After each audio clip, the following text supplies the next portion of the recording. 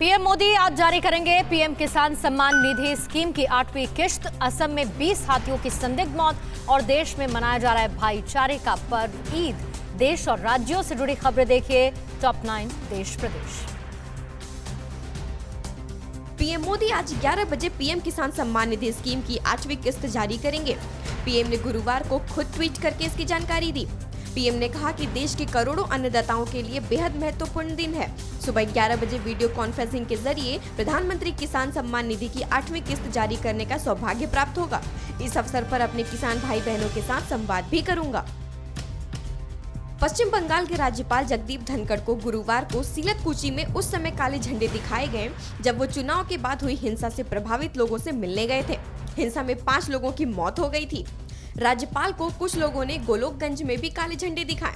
हालांकि पुलिस ने सुरक्षा के लिए सड़क के दोनों ओर मानव श्रृंखला बना रखी थी। मुख्यमंत्री ममता बनर्जी पहले ही राज्यपाल के दौरे की निंदा कर चुकी हैं। मणिपुर के बीजेपी अध्यक्ष एस टिकेंद्र सिंह का गुरुवार शाम इंफॉल के अस्पताल में निधन हो गया। वो 69 साल के थे और 27 अप्रैल को कोरोना वायरस से संक्रमित थे।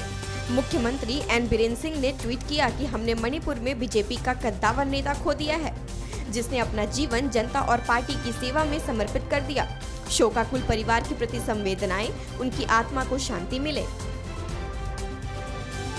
प्रधानमंत्री नरेंद्र मोदी ने मणिपुर बीजेपी अध्यक्ष प्रोफेसर एस टिकेंद्र सिंह के निधन पर दुख जताया है।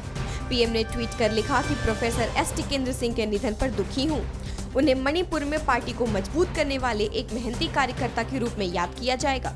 वो कई सामाजिक सेवा पहलों में सक्रिय थे। उनके परिवार और समर्थकों के प्रति संवेदना।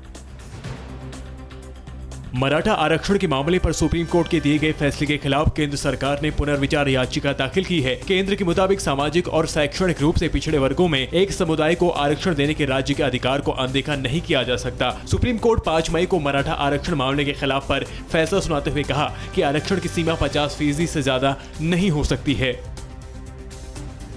असम के नौगांव में 20 जंगली हाथी मृत पाए गए। इतने हाथियों की एक साथ मौत के कारणों का अब तक पता नहीं चल पाया है, लेकिन आशंका जताई जा रही है कि यह हादसा बिजली गिरने की वजह से हुआ होगा।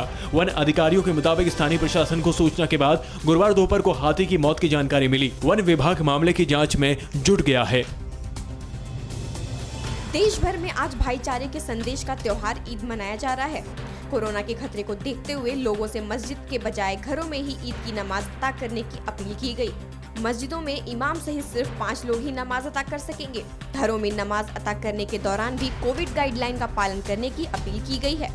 जम्मू कश्मीर में गुरुवार को ही ईद मनाई गई। जम्मू कश्मीर के पुंछ में भारतीय सेना ने ईद के मौके पर स्थानीय लोगों को राशन और मिठाइयां बांटी। इस मौके पर सेना की ओर से कहा गया कि ईद के मौके पर मिठाइयां और कुछ राशन बांटा गया है। इसके साथ ही यहाँ के लोगों से मिलकर बहुत अच्छा लगा। ये लोग हमारा पूरा सहयोग करते हैं, इसलिए हम भी इनके साथ मिलकर फेस्टिवल सेलिब्रेट करते हैं। कोरोना महामारी के बीच ईद के मौके पर भारत और पाकिस्तान के एलओसी की 4 लोकेशंस पर मिठाइयां और गिफ्ट्स का आदान प्रदान किया गया। Poonch, Rawalakot, Mendhar, hot spring, Tithwal crossing और उरी में एक साथ मिठाई का आदान प्रदान किया गया। दोनों देशों के बीच हाल ही में हुए सीज फायर समझौते के बाद आपसी विश्वास बढ़ता दिख रहा है। परवाह देश की, सोमवार से शुक्रवार रात 10 बजे TV9 भारतवर्ष पर।